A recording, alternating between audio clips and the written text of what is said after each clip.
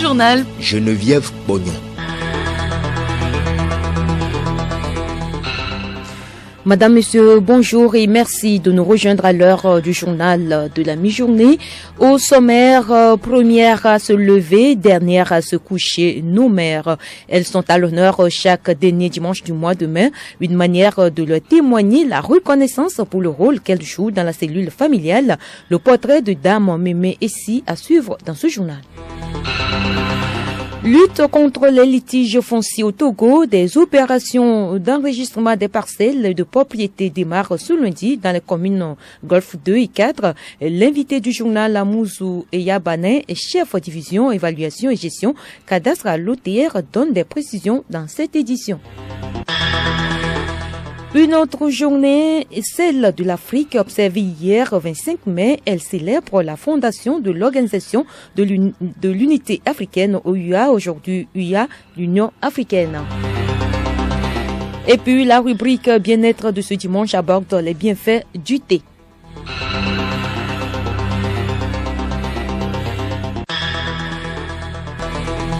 Radiolomé.tg.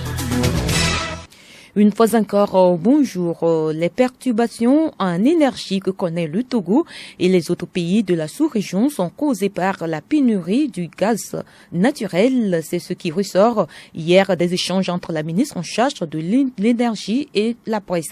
Les discussions portaient sur les actions du gouvernement pour l'indépendance en énergie Odette Pira. Les travaux de maintenance d'envergure sur les installations de gaz naturel au Nigeria, selon le ministre en charge de l'énergie, Maunyo Mila Aziablé, sont la cause principale de ces perturbations. En effet, ces travaux ont entraîné une réduction du volume de gaz destiné au Togo et les autres pays voisins. Face à cette pénurie, le Nigeria a privilégié temporairement ses besoins nationaux en gaz et en électricité. Cela réduit drastiquement la fourniture au Togo, d'où ces perturbations. Le ministre Maunyo Mila Aziablé rassure cependant. Nous sommes conscients de l'impact qu'a ce contexte énergétique sur nos populations. Nous tenons donc à rassurer nos concitoyens que le gouvernement ne ménage aucun effort pour y pallier de manière durable. Le président de la République, son Excellence M. Faure Zimna Yassine, s'est engagé à donner l'accès à une électricité fiable et en quantité suffisante à tous d'ici 2030. Face à ces perturbations, le gouvernement accélère ses démarches pour une indépendance en énergie, insiste la ministre Aziablé. Vous savez, le Togo a depuis des années fait le choix de renforcer sa souveraineté énergétique. Et la situation que nous traversons actuellement confirme la vision du président de la République et nous incite également à accélérer la mise en œuvre de ce plan de renforcement de notre souveraineté énergétique. Ainsi, face à cette situation particulièrement éprouvante, la nation togolaise démontre une fois encore sa résilience et sa capacité à surmonter les difficultés. Nous travaillons activement à rétablir la fourniture d'électricité dans les meilleurs délais. Autre sujet au menu des échanges, le plan de rationnement et les indemnisations en cas de dommages, ainsi que les factures impayées à la CET. Un autre souci, les litiges fonciers, un problème que le gouvernement veut résoudre à tout prix. Pour cela, des sensibilisations sont menées pour l'enregistrement des parcelles de terrains et d'immeubles. Parmi celles-ci, les opérations de recensement foncier menées par l'Office togolais des recettes, Amouzou Eyabané, chef division évaluation et gestion cadastre à l'OTR, est l'invité du journal. Rendez-vous en fin d'édition. Et nous célébrons ce dernier dimanche du mois de mai, nos mères, nos mamans. Les célébrer est une façon de montrer de la reconnaissance et de la gratitude envers elles, tout ce qu'elles font. Les mères jouent un rôle central dans la vie de leurs enfants et de leur famille. Elles donnent de l'amour, apportent soutien et sont aux membres de la famille. En célébrant les mères, la société reconnaît et valorise le rôle essentiel des mères. Cela aide à sensibiliser le public à l'importance de la maternité et au travail souvent invisible mais crucial qu'elles accomplissent. Maman, nan, dada, ma ou encore nana sont des noms désignant nos mères génitrices. Au Togo, elles sont également l'honneur ce 26 mai. C'est l'occasion pour témoigner la reconnaissance à celles qui donnent la vie. Les mères sont prêtes à tout pour l'éducation de leurs enfants. Ceci passe par diverses activités génératrices de revenus. Parmi ces femmes battantes, Mémé Essi, revendeuse de légumes, voici son portrait avec Abiré Lemon. Avec une taille d'environ 1,70 m, cheveux grisonnants, forme svelte, teint clair et une peau sur laquelle se dessinent des lignes et des rides, Dame Mémé Essi vend des tomates, adémais, oignons, laitues et autres depuis 20 ans. Âgée de plus de 60 ans, elle se lève souvent tôt pour s'approvisionner. Ça fait 20 ans que je fais ce commerce. Je vends les légumes, les épices, les poissons, tout ce qu'il faut pour préparer la sauce. C'est à abattoir que je m'approvisionne. Dame Mémé Essi n'a pas mis pied à l'école. Cela ne l'empêche pas de compter des millions.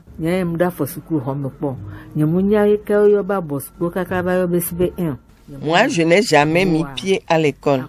Je ne connais ni CI ni CP1. Mais quand il s'agit de faire les comptes, je le fais très bien sans calculatrice.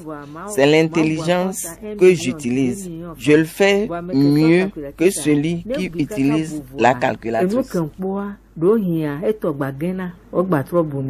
Tout comme les autres marchandises, les fruits, les légumes et poissons sont périssables. C'est l'une des difficultés majeures de Essi. Les marchandises, quand ça coule rapidement, c'est bon. Quand les choses se gâtent, ça ne nous arrange pas. Ce n'est pas tous les jours on perd. Mais il arrive que les poissons se gâtent. On est obligé de les remettre aux chats et aux chiens. Des femmes battantes comme Essi, on en trouve dans chaque ville et village. Elles mènent ce combat pour l'avenir de leurs enfants. Une autre journée, chaque pays africain est appelé à organiser des événements dans le but de favoriser le rapprochement entre les peuples. C'est à l'occasion de la Journée mondiale de l'Afrique. Cette journée est observée hier 25 mai. L'événement phare pour cette célébration concerne la commémoration de l'Organisation de l'Unité africaine OUA devenue l'Union africaine UA Théophile Dandako. L'Organisation de l'Unité africaine OUA, créée le 25 mai 1963, est devenue Union africaine UA, célèbre son 61e anniversaire ce samedi. L'unité, la diversité et le progrès de l'Afrique sont les domaines dans lesquels l'accent est mis lors de cette célébration. Des thèmes sont mis en avant chaque année. Pour 2024, la journée porte sur l'éducation pour l'innovation, le développement et la culture en Afrique. Durant une semaine, Addis Abeba, siège de l'Union africaine en Éthiopie, et le groupe Afrique de l'Organisation des Nations Unies pour l'éducation, la science et la culture UNESCO vont mener différentes activités en lien avec le thème. Ces activités mettent en valeur la richesse du patrimoine et la diversité culturelle africaine. Des conférences, expositions, projections de films, gastronomie et bien d'autres initiatives sont au programme de cette journée à l'UNESCO. De l'Afrique allons en Turquie. La Turquie fait la promotion de sa cuisine dans le monde. C'est par l'intermédiaire de ses ambassades. Pour l'occasion, le pays a organisé hier à Lomé un déjeuner. C'est à l'endroit du corps diplomatique du Togo et des autorités ministérielles à Noyoué.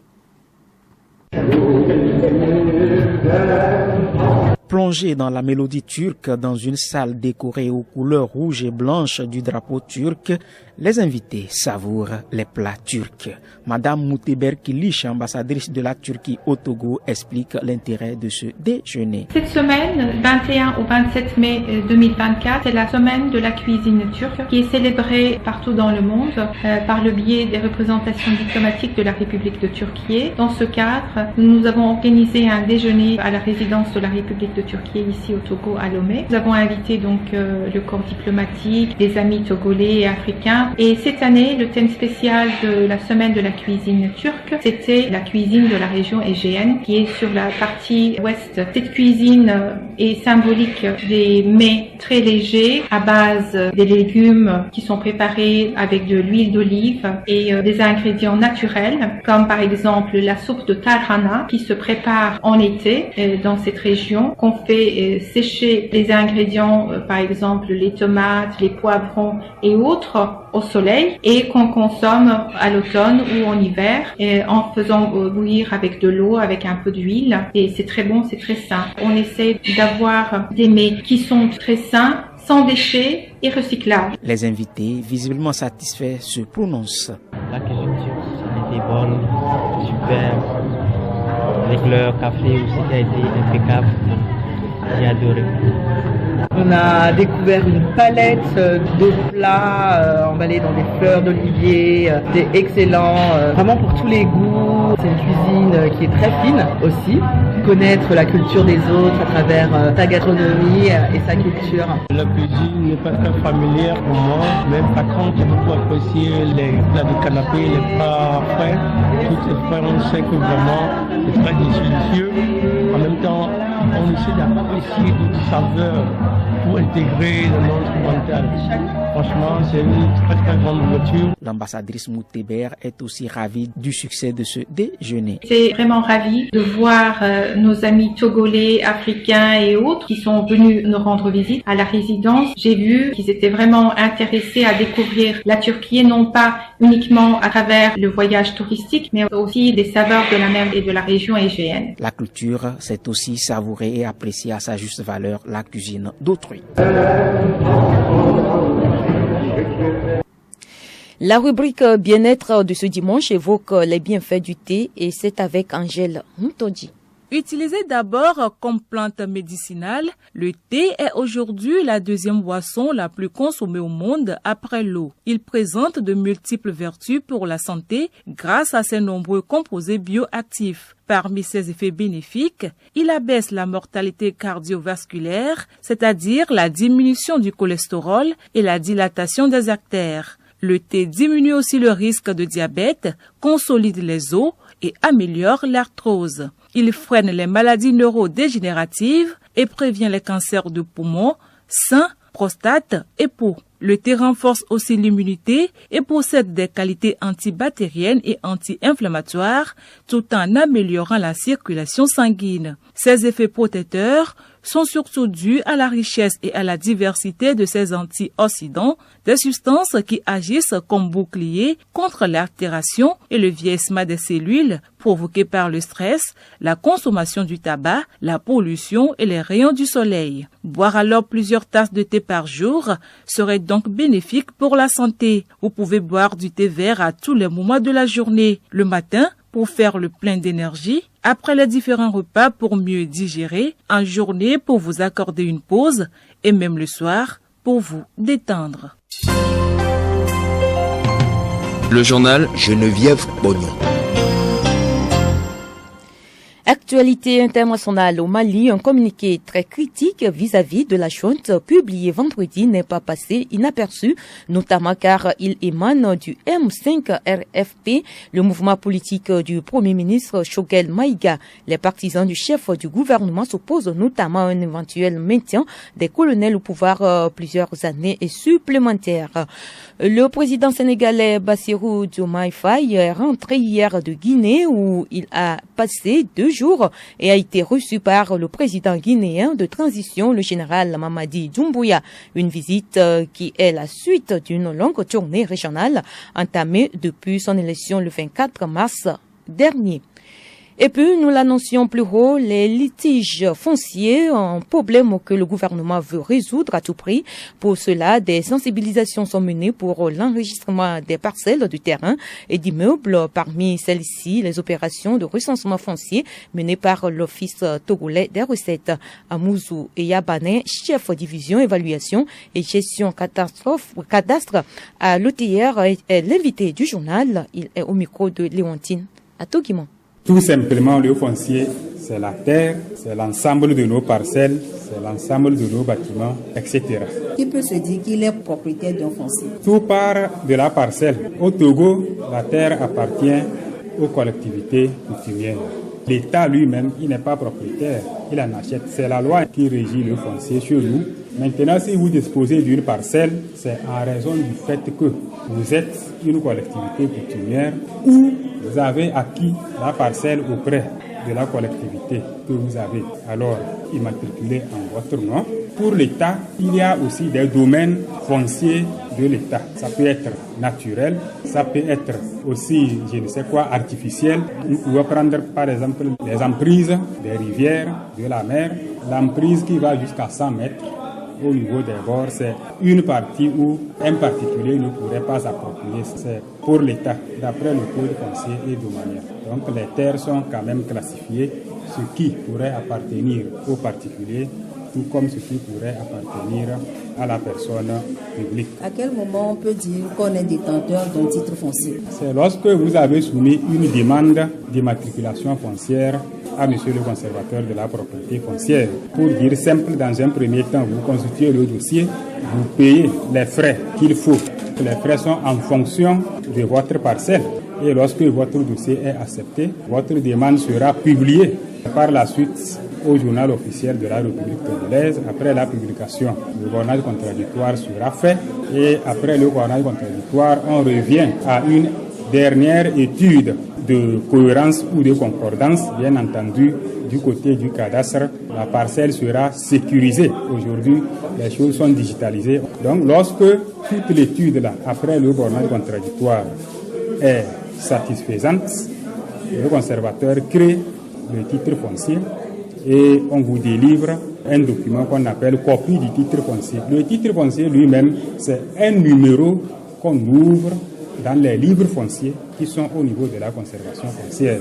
Toute une page est consacrée, ça fonctionne comme un compte au niveau de la banque. Donc tout ce qu'il y aura comme opération sur la parcelle après création du titre foncier, ça sera mentionné dans ces livres-là. Et ces livres sont là pour renseigner le public. Ils sont publics, il n'y a pas de secret là-dessus. Si je comprends bien, quand vous avez un reçu d'achat d'un terrain, ça ne vous rend pas obligatoirement propriétaire de ce terrain? Non, vous êtes un propriétaire apparent où vous détenez tout simplement un document qui fait office de présomption de propriété. C'est le document des titres fonciers, c'est lui qui fait foi. L'État est garant de ce document. Par contre, le reçu qu'on venait de vous signer, c'est sous seing privé, c'est entre vous. Ce reçu ne s'oppose pas à tous les autres citoyens. C'est un contrat entre vous. Par contre, le titre foncier s'impose à tous, y compris l'État lui-même. L'État ne peut pas vous arracher une parcelle sur laquelle vous disposez un titre foncier sans une autre procédure, notamment la procédure d'expropriation, par exemple. Merci beaucoup. Merci.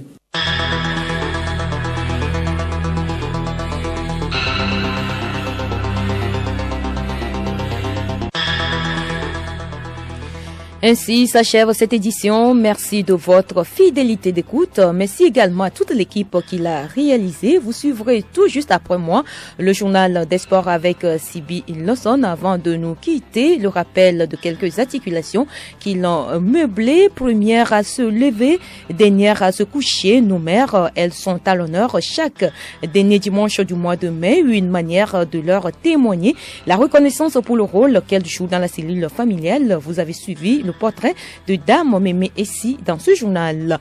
Et puis, lutte contre les litiges fonciers au Togo, des opérations d'enregistrement des parcelles et de propriété démarrent ce lundi dans les communes Golfe 2 et 4. L'invité du journal Amouzou Yabane, chef division évaluation et gestion cadastre à l'OTR, a donné des précisions dans cette édition.